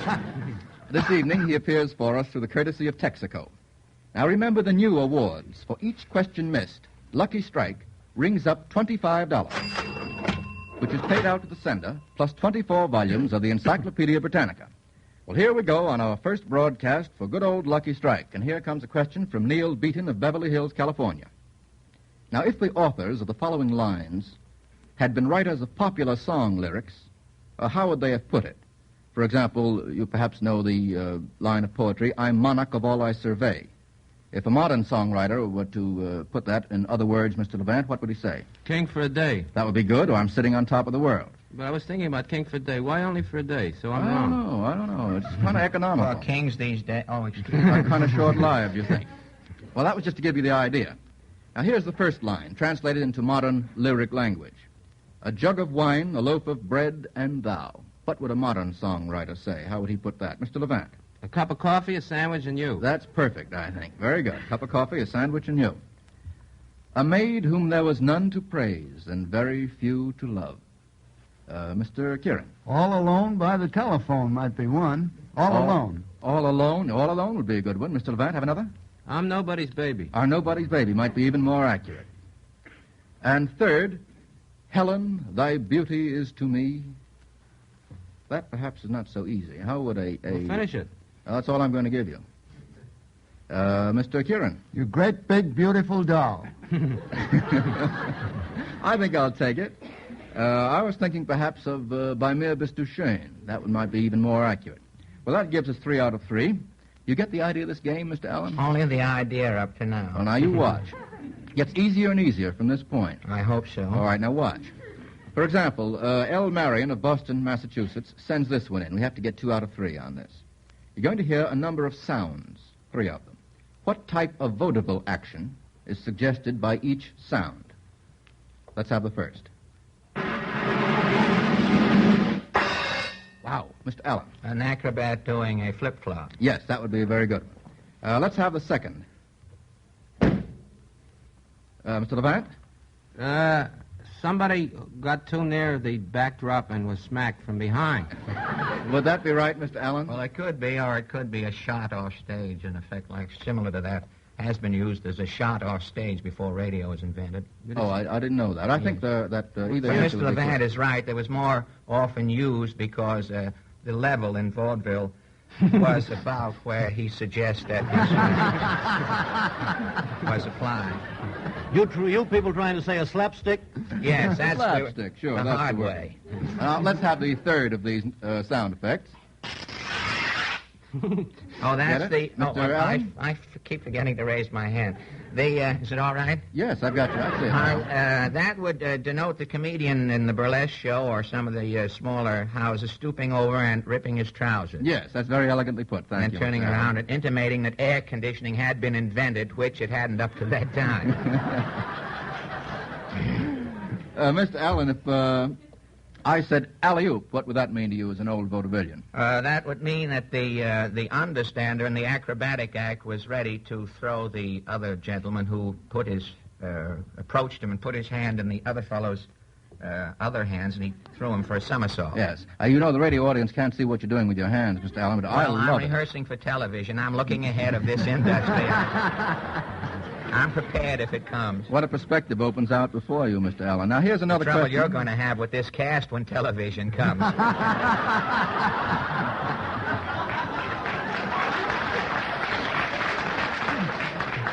You're no Lombard yourself, Allen.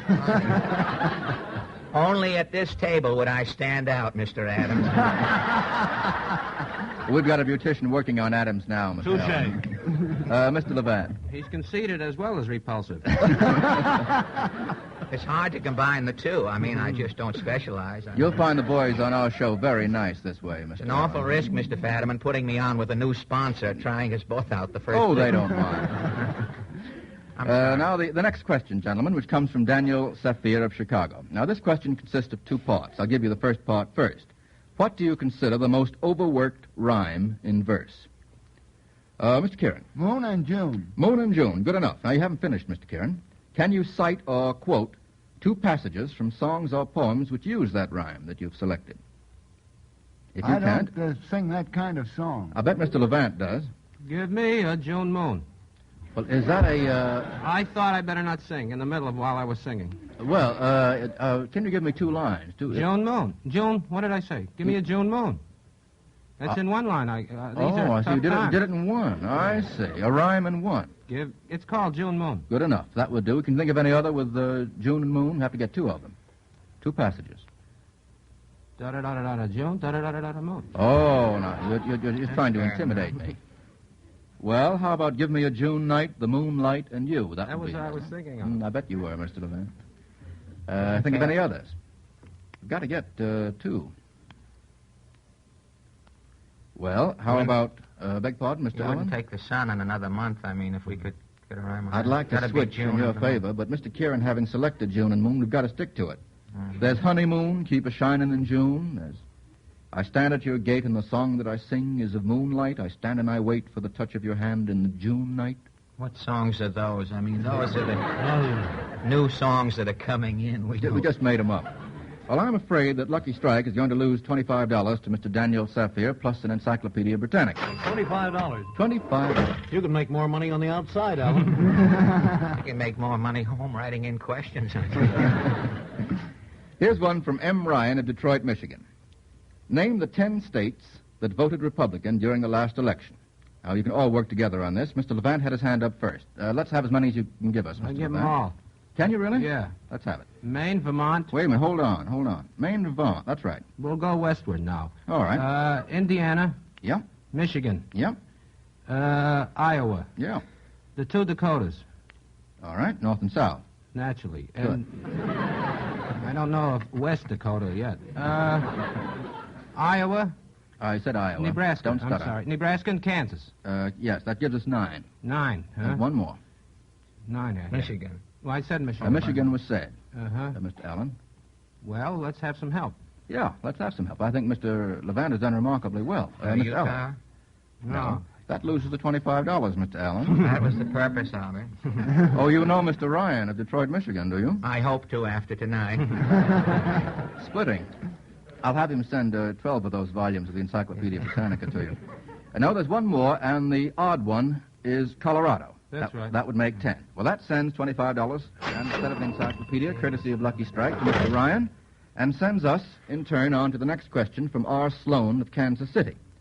Can you tell who was responsible for the original of each of these famous witticisms? Get 2 out of 3 if you can. Here's the first witticism. Quote, "It's difference of opinion that makes horse races," close quote. Who said that? It's difference of opinion that makes horse races. A racetrack tout. Well, you're No, traducing the author of this I quotation. don't think so. I think it probably was a statesman. No, it wasn't. Was it an author? Yes, it was. It's kind of Mark Twainish, but I don't know who said it.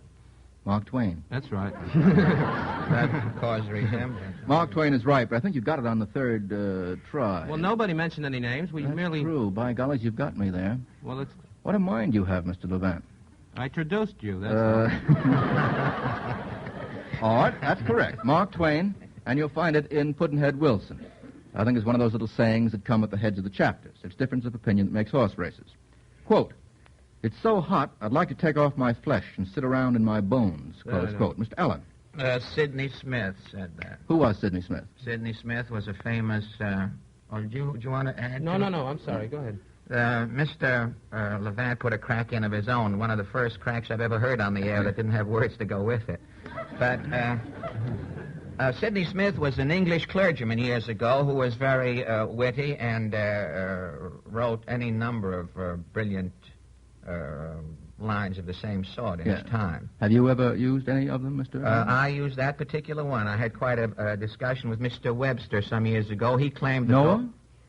No. H.T.? No, I came in the next generation. H.T. Webster.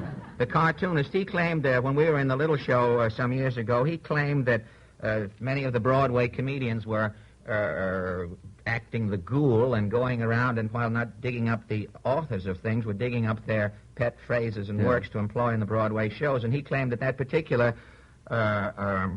expression had been taken from Mark Twain, and we had to take it up with him, Mr. Hellinger and I, in those days, and advise him that Mr. Sidney Smith had said that many years ago. That's quite right. As a matter of fact, Mark Twain was only 10 years old when Mark Twain was 10 years old when Sidney Smith died, so he couldn't possibly have plagiarized it at that early age. You don't punctuate your sentences, Mr. I Allen. don't bother with it, not in radio. Just keep going.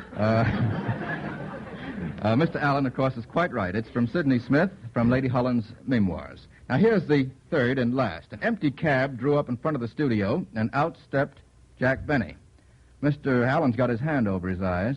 My other hand's up. Mr. Allen. Well, that was written, I believe, by Eugene Field when he worked on the Denver Tribune many years ago. Not in that form, surely.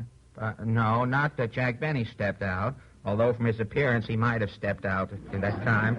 He looks old enough to have stepped out of King Tut's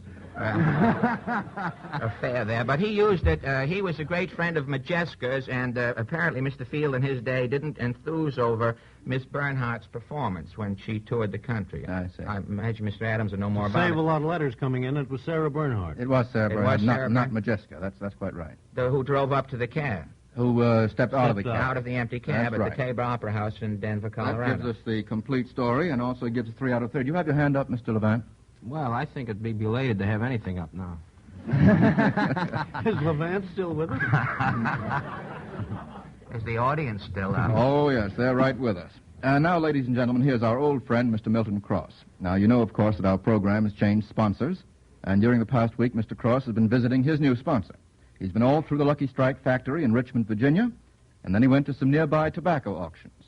And now, for his first commercial announcement, Mr. Cross tells me he has a bone to pick with us.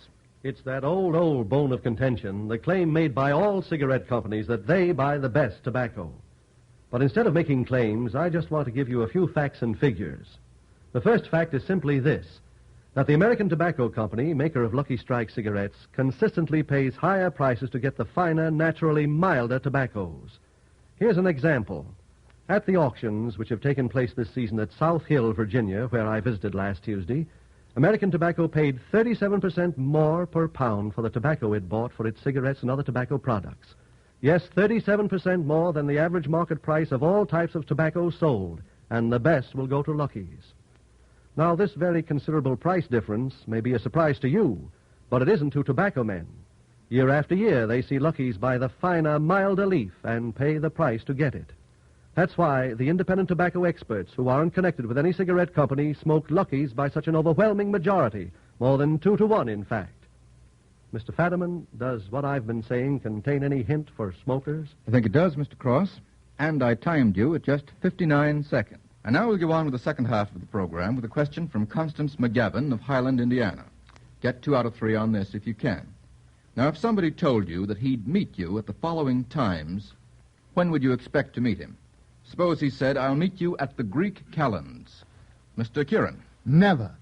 How do you make that out? There are no Greek calends. That's Latin, Roman, and a calendar. That's right. What are the kalends or kalends? Which are they, by the way? I'll split the difference and call them Colin. Yeah. Well, I've forgotten just which part of the month. Well, it's the first of the month. First. Yes, the first of the month, as Mr. Adams said. So the Greek calends didn't exist. That would mean he would never meet you. Now, suppose he said he'd meet you on the way to the Darktown Strutters Ball. About what time would that be? Mr. Levant. Be 8:30 tomorrow night. Tomorrow night? Yes, of course. All that fuss, and it's only tomorrow night. I'll be down in a taxi to meet you, honey. Be there 8:30 or more. Be down to get you in the taxi, honey. Well, you better be ready about 8:30. Finish it. If he met her in the taxi, it would imply they weren't going anyplace, but if he went to get her in the taxi, they might be going on from there, from the point at which he... You know, Mr. Allen, you'd be a hard person to have around permanently. I don't think there's any fear of that after tonight, Mr. Oh, no, you're doing very well. I think it's wonderful. There's no work. No work for anybody. I mean, you didn't let me finish my other question. The That's thing was, dandy. Now, wait a minute. Don't fight, boys. Don't fight, boys. There's plenty of time for that after 9 o'clock. Now, if, when Persephone returns to her husband, when would you expect that to be? When Persephone returns to her husband, Mr. Kieran. Spring. Returns to her husband. Oh, no, fall. Fall. Early, the setting in of winter. What's the story? She was taken, she is the daughter of Ceres, the goddess of the earth, and she was taken below by Pluto and married to the king of the underworld, and when she retires, that becomes winter, and then when she comes out again, that's spring. That's exactly right, Mr. Kieran. Thank you. That gives us 3 out of 3. Now, how about this one? This comes from R. Brown of Seattle, Washington. Name 4 women troublemakers of literature. Name 4 women troublemakers of literature. Might be easier to name 4 that didn't make trouble. Mr. Kieran. Becky Sharp. Becky Sharp is one. Certainly a troublemaker. Mr. Levant. The girl in Gone with the Wind. Yes, what was her name? It just escapes you, doesn't it? Scarlett O'Hara. Scarlett O'Hara was a troublemaker. That gives us 2 troublemakers. Don't be gallant, gentlemen. Up with your hands. Mr. Adams. You wouldn't call Xantippe literature, would you? Or fiction? No. I don't know. I think I'd include Xantippe. That's quite all right. She made plenty. Yes, for whom? Socrates. Poor old Sock. That's right. Gives us 3, Mr. Kieran. Pandora. Pandora certainly made a lot of trouble for everybody, according to the old myth. All our troubles come from her. Mr. Levant. How about Helen? Right. Yes, Helen of Troy made plenty of trouble for lots of people. You got the idea of this, Mr. Allen? Yes, I do, but I wouldn't speak ill of a lady, even in literature. That's why I kept my hand down, Mr. Fadman. You see, the rest of this staff is not trained to the Allen gallantry. Yes. Gallantry combined with a jigger of ignorance that's really caused me to keep my... Did you ever try floating a little whipped cream on the top? That's good, too. J. Speck of Philadelphia sends this one in. This is a musical question. Get 2 out of 3.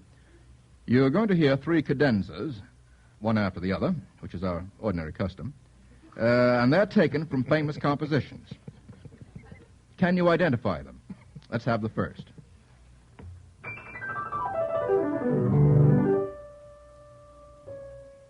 Go ahead. It's very good. Not enough for you, Mr. Levant? That's right. That's right. Mr. Adams Mr. Adams, have you got it? Paderewski Minuet. That's right. Absolutely. 100% correct. That's right, isn't it, Mr. Levant? No, well, naturally it's right, but Mr. Kahn played it brilliantly. Ask him. He did play it very well. Now, let's have the second of these cadenzas. Perhaps you can do as well for us.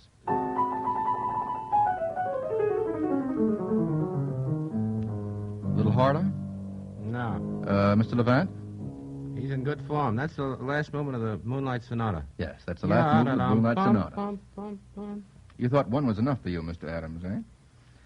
Let's have the third and last.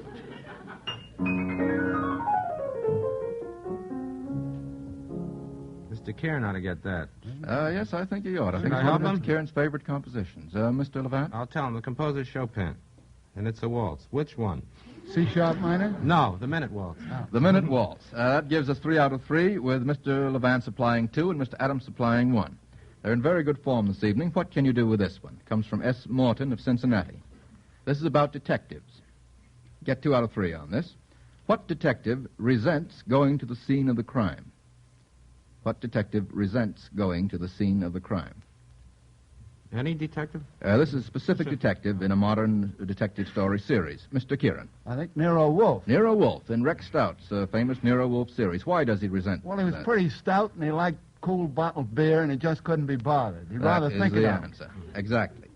Now, what detective always turns up at the scene of a crime during his travels in all parts of the world? Mr. Kieran again. Well, for one, Father Brown used to turn up. Gilbert Chesterton's Innocents of Father Brown. Well, isn't the scene of the Father Brown series mainly England, I think? Well, I believe so. Mr. Adams? I think it's that Belgian detective, but I don't know his name. Hercule Poirot? Yes. No. Mr. Levant? Is Charlie Chan the detective? Is he registered? Yes, that's right. That's right. He's been all over in about 13 pictures. That's right.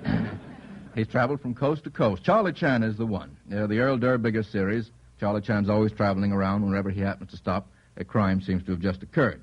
I'm afraid we have to count that wrong. Now we have to get the next right, the first crack out of the box.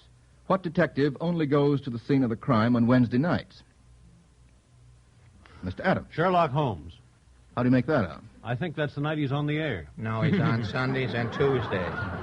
You listen to Mr. Allen. He's on Sundays and Tuesdays. He's on Sundays with Basil Rathbone, and then in a certain wax form, he appears again Tuesday nights, I believe, for the East. What is the Cheaper correct than answer? sending Mr. Rathbone on. They make a little record and send the record back.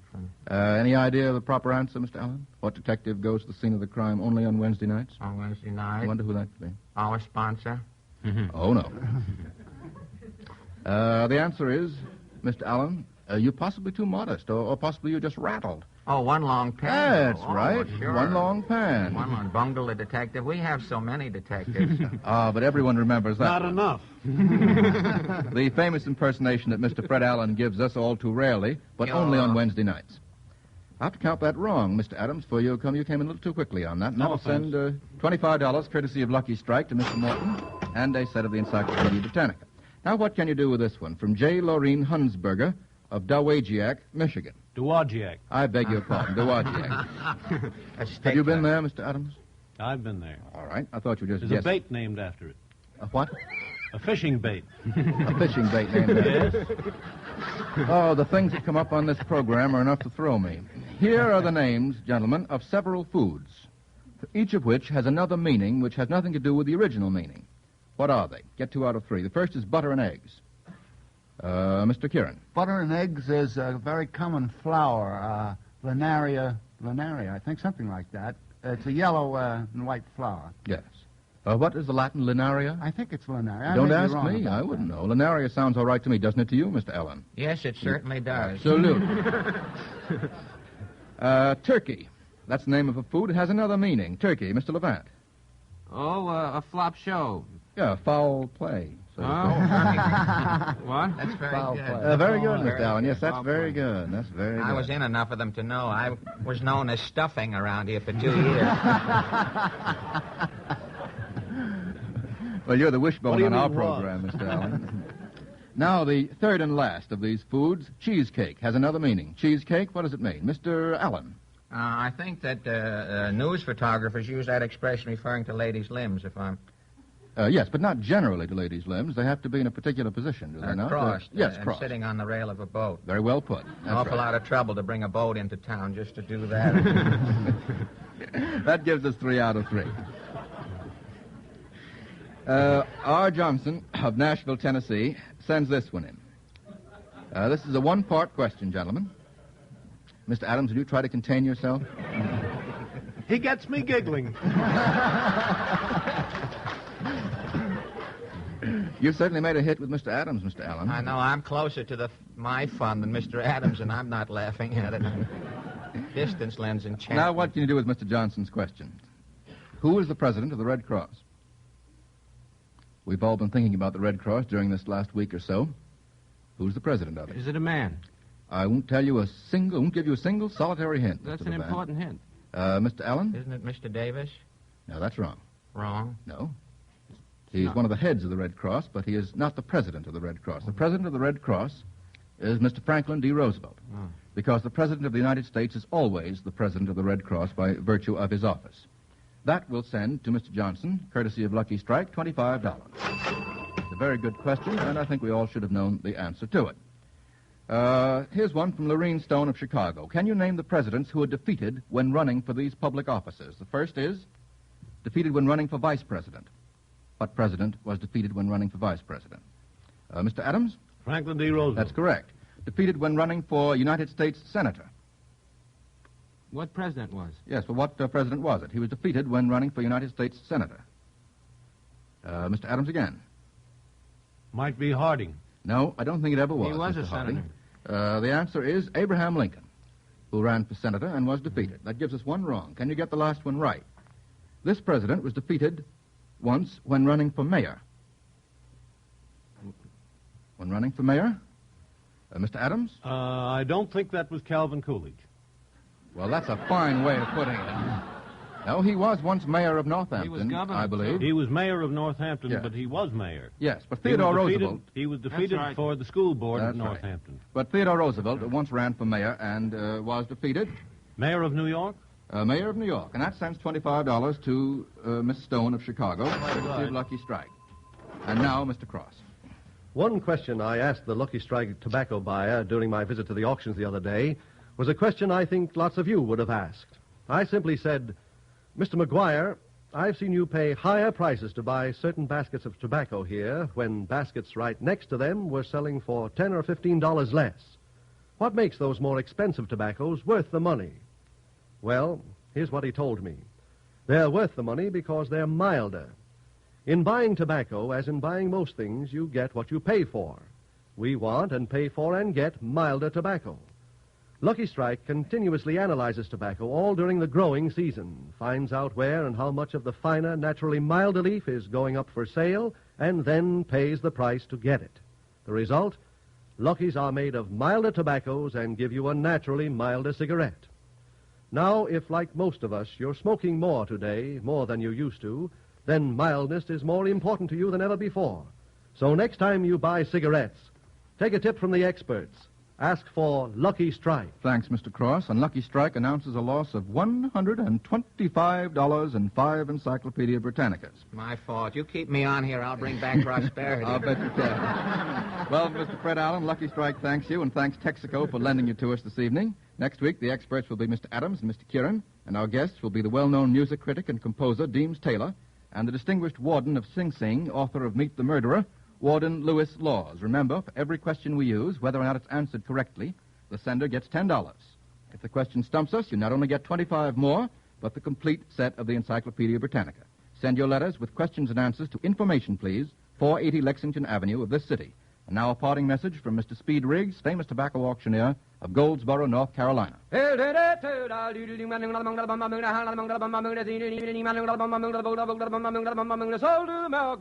that chant, fully interpreted, ladies and gentlemen, means Luckies pay higher prices for finer, naturally milder tobaccos. With independent tobacco experts, auctioneers, buyers, and warehousemen, with men who know tobacco best, it's Luckies 2-to-1.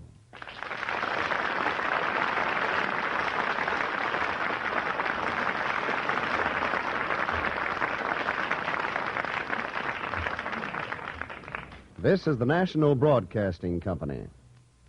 Hit it, Phil. Can it be the breeze that fills the trees with rare and magic perfume? Oh, no, it isn't the breeze. It's Jackson time. La, da, da, da. Well, hello again. This is Buck Benny speaking.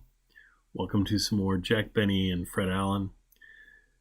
It's 2020. I'm so excited to bring to you this episode of the Jack Benny Show, followed by the same week's Fred Allen Show from 1940.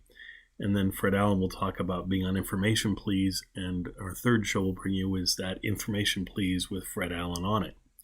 So 3 shows all within a few days of each other that we're presenting to you in one nice block.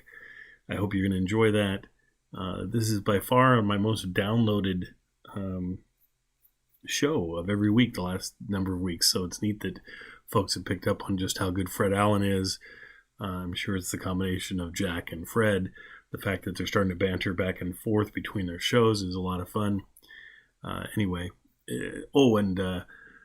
historically, when it says things like from 5 years ago, 10 years ago, when I was doing the intros, if it says, there's a picture on this episode, there's usually not.